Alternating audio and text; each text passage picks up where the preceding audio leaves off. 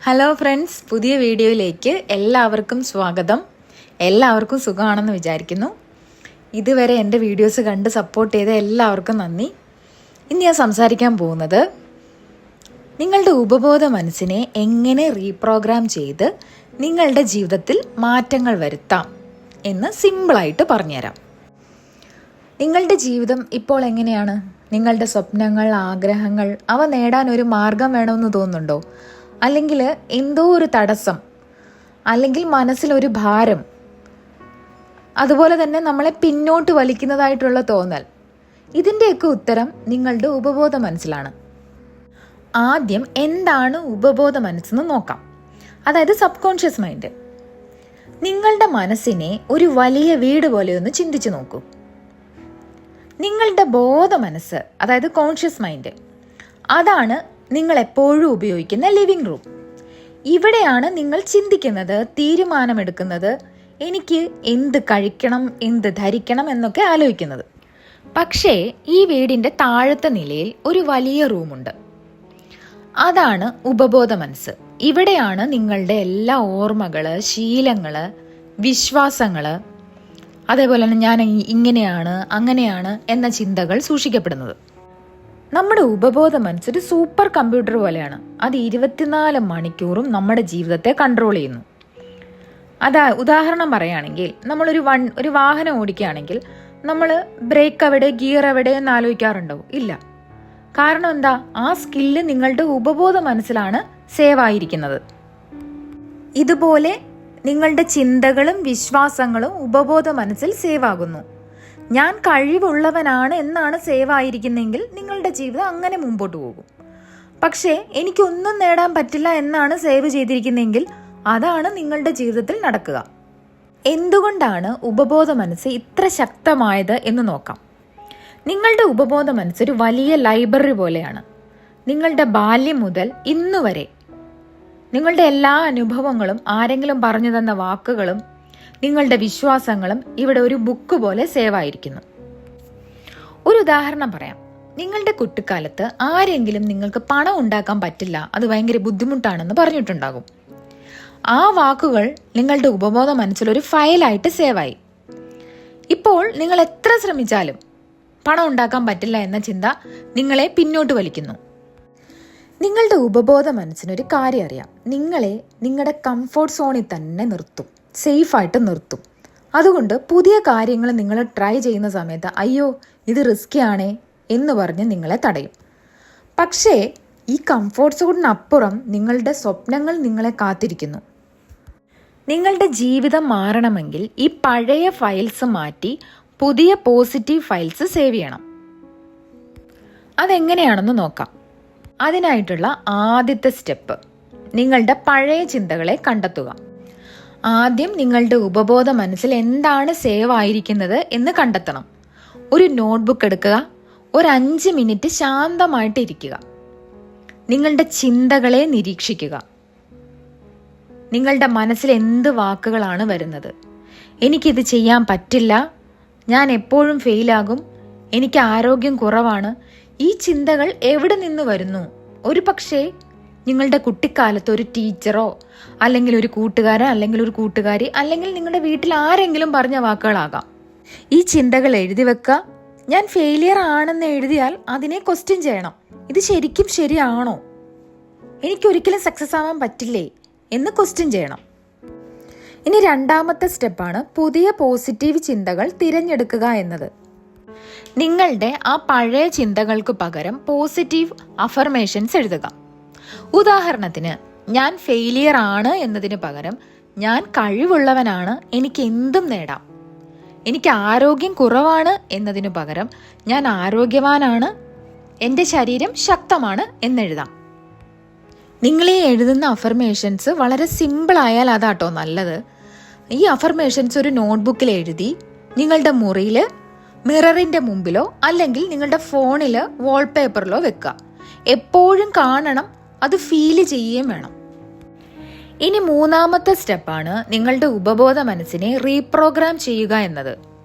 ഇപ്പോൾ ഈ അഫർമേഷൻസിനെ നിങ്ങളുടെ ഉപബോധ മനസ്സിൽ ഇൻസ്റ്റോൾ ചെയ്യണം. എങ്ങനെയാണെന്ന് നോക്കാം. അതിലൊന്നാമത്തേതാണ് ധ്യാനവും വിഷ്വലൈസേഷനും. നിങ്ങളുടെ ഉപബോധ മനസ്സ് റിലാക്സ്ഡ് ആയിട്ടിരിക്കുമ്പോൾ അത് പുതിയ ചിന്തകളെ എളുപ്പം സ്വീകരിക്കും. ദിവസവും 10 മുതൽ 15 മിനിറ്റ് ശാന്തമായ ഒരു സ്ഥലത്തിരുന്ന് ധ്യാനിക്കുക. കണ്ണുകൾ അടച്ച് സാവധാനം ശ്വാസം എടുക്കുക. നിങ്ങളുടെ അഫർമേഷനെ മനസ്സിൽ പറയുക. ഞാൻ കഴിവുള്ളവനാണ്, എനിക്ക് എന്തും നേടാം. ഇപ്പോൾ വിഷ്വലൈസ് ചെയ്യുക നിങ്ങളുടെ സ്വപ്ന ജീവിതം. നിങ്ങൾ ആരോഗ്യവാനായി, സന്തോഷവാനായി നിങ്ങളുടെ ഗോൾസ് അച്ചീവ് ചെയ്യുന്നത് ഇമാജിൻ ചെയ്യുക. എങ്ങനെയാണ് വിഷ്വലൈസ് ചെയ്യേണ്ടതെന്നുള്ള വീഡിയോ ഞാൻ ഇട്ടിട്ടുണ്ട്. അതുകൊണ്ടാണ് ഞാൻ ജസ്റ്റ് പറഞ്ഞു പോയത്. ഇനി രണ്ടാമത്തെ കാര്യം റിപ്പീറ്റ് ചെയ്യുക എന്നുള്ളതാണ്. അതായത് നിങ്ങളുടെ അഫർമേഷനെ ദിവസവും റിപ്പീറ്റ് ചെയ്യുക. രാവിലെ എഴുന്നേറ്റ ഉടനെ, രാത്രി കിടക്കുന്നതിന് മുമ്പ് മിററിൻ്റെ മുമ്പിൽ നിന്ന് പറയുക, ഞാൻ ആരോഗ്യവാനാണ്, ഞാൻ സന്തോഷവാനാണ്. നിങ്ങളുടെ ഉപബോധ മനസ്സിന് എന്ത് കാര്യവും റിപ്പീറ്റ് ചെയ്യുന്നത് ഭയങ്കര ഇഷ്ടമുള്ള കാര്യമാണ്. ഒരു പാട്ട് നമുക്ക് എത്ര തവണ കേട്ടാലും ബോറടിക്കില്ലല്ലോ അല്ലേ? അതേപോലെയാണ് അഫർമേഷൻസ് റിപ്പീറ്റ് ചെയ്താൽ അത് നിങ്ങളുടെ ഉപബോധ മനസ്സിൽ സേവ് ആക്കും. മൂന്നാമത്തെ ട്രിക്കാണ് ഫീൽ ദി ഇമോഷൻ. അതായത് അഫർമേഷൻസ് പറയുമ്പോൾ അത് ഫീൽ ചെയ്യണം.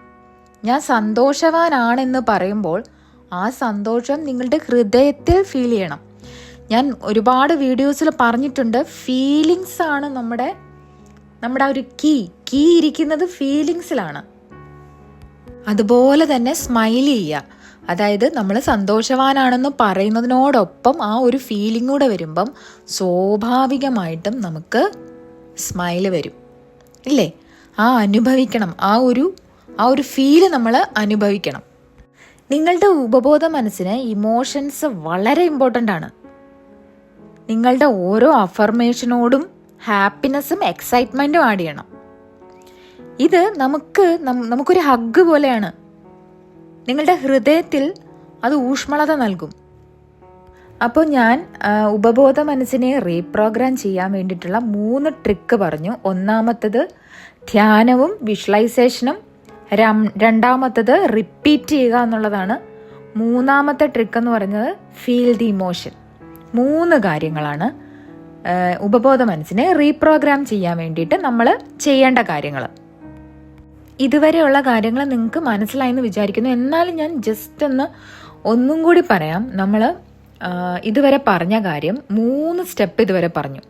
ആദ്യത്തെ സ്റ്റെപ്പ് നിങ്ങളുടെ പഴയ ചിന്തകളെ കണ്ടെത്തുക എന്നുള്ളതാണ്. രണ്ടാമത്തെ സ്റ്റെപ്പ് അതിനെ പോസിറ്റീവ് ചിന്തകൾ തിരഞ്ഞെടുക്കുക. അതായത് ആദ്യത്തേത് പഴയ ചിന്തകൾ തിരഞ്ഞെടുത്തതിന് ശേഷം രണ്ടാമത്തേത് അതിനെ പോസിറ്റീവ് ആക്കുക എന്നുള്ളത്. മൂന്നാമത്തേത് എന്താണ്? ഉപബോധ മനസ്സിനെ റീപ്രോഗ്രാം ചെയ്യുക എന്നുള്ളതാണ്. അതിൽ തന്നെ 3 ട്രിക്കുണ്ട്. അതാണ് കുറച്ച് മുമ്പ് ഞാൻ പറഞ്ഞത്. ഇനി 4ാമത്തെ സ്റ്റെപ്പാണ് ആക്ഷൻ എടുക്കുക എന്നത്. നിങ്ങളുടെ ഉപബോധ മനസ്സിനെ റീപ്രോഗ്രാം ചെയ്താൽ മാത്രം മതിയോ?